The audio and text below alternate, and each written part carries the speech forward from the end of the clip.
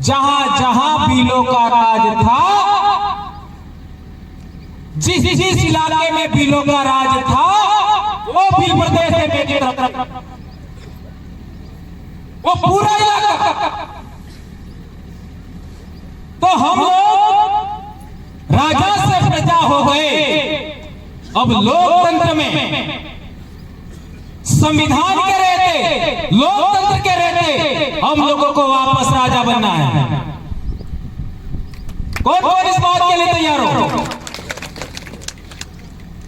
राजा बनना चाहते हो? भूख सहन करना होगा, प्यास सहन करनी होगी, नींद सहन करना होगा, धूप सहन करनी होगी, सर्दी सहन करनी होगी।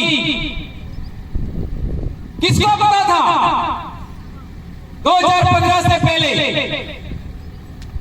एक दुबला पतला मास्टर जो स्वयं बीमार है, लेकिन निंदा में उदयपुर चित्तौड़ एक ही और आपका डूंगरपुर बांसवाड़ा, ये पूरे बेल्ट में गोहिल वंश का राज रहा। उनके पूर्व पुरुष, आदि पुरुष, जो उनका पूर्वज था, उसको हमारे बाप दादाओं ने संरक्षण दिया। तो हमारे पूर्वजों की खासियत क्या थी, उसको एक उदाहरण और से समझते हैं। आपका गुजरात के अंदर पहले रजवाड़े टाइम में कोई राजधानी थी तो वल्लभी थी। जब इधर का हमारा राजा था उस जमाने में, और इसके बाद अणहिलवाड़ का स्थापना करने वाला वनराज चावड़ा, उसका पिता भी पंचासर का छोटा मोटा राजा था। पंचासर आज की तारीख में मेहसाणा में है। पंचासर का राजा था तो उसकी बाहर के लोगों ने आक्रमण करके उसको मार दिया। तो उसकी मां के पेट में था और उसका मामा और दोनों भीलों के बीच में जाके जंगल में रहे और भीलों ने संरक्षण दिया।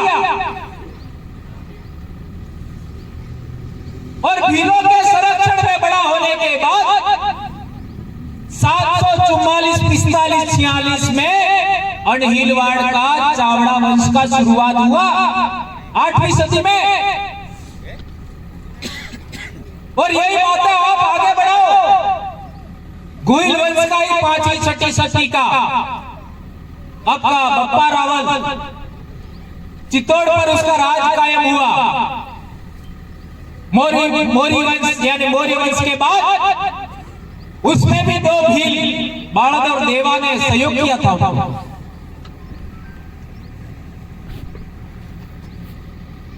तो मेरे कहने का मतलब यह है कि 6वीं सदी से लगा करके 20वीं सदी तक हमारे बाप दादे राजा से प्रजा हो गए। इस बीच में आप लोग देख लीजिए, ये सलूबर, वहां सोनारा भील का राज था, वो 12वीं से 13वीं सदी का मामला है।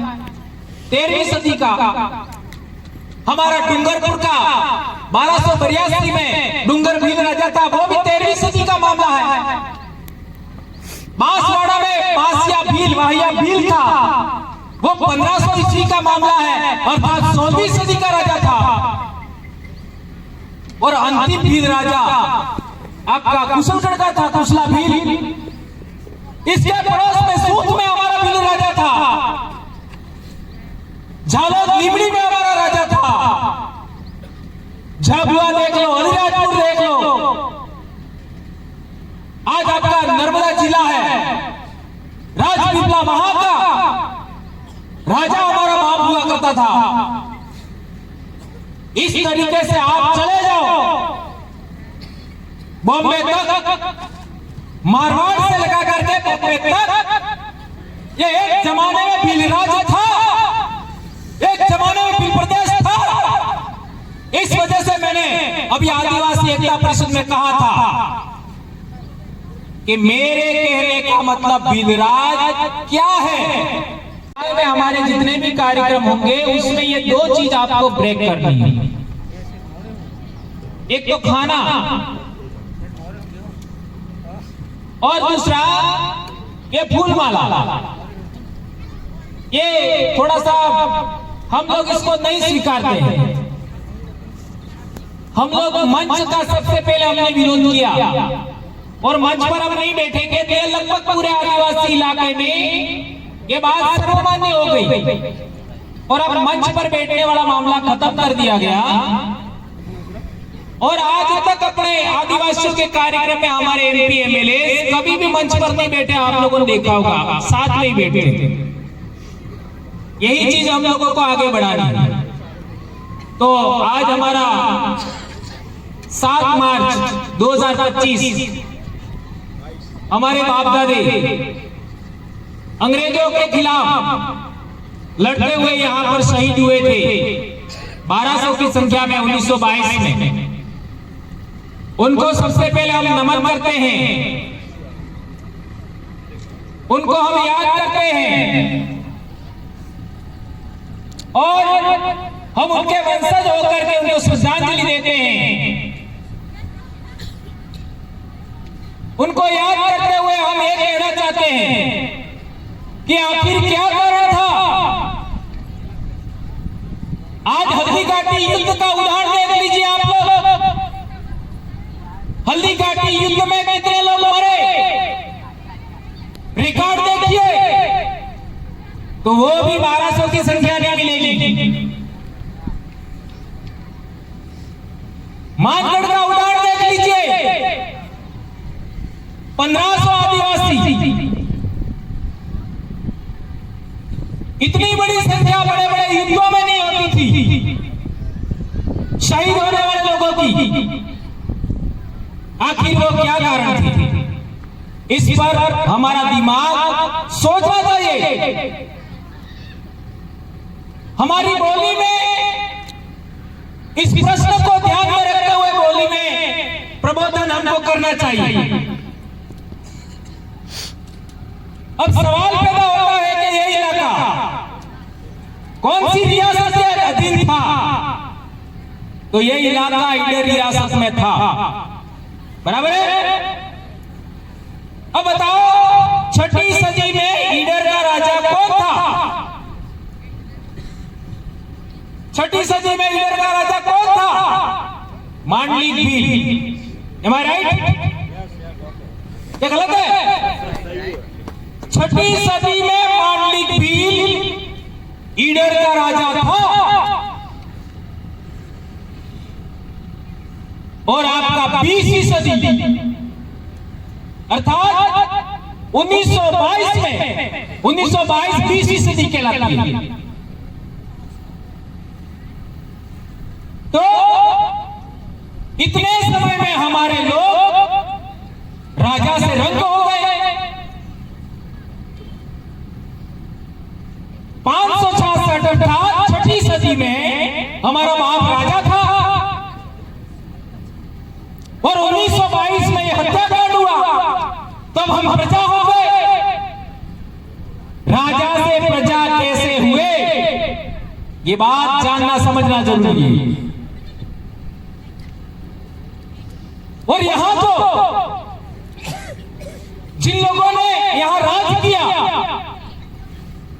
वो मांडलिक राजा ने उनके बाद गुहिल को संरक्षण दिया था। ये इतिहास सही है गलत है?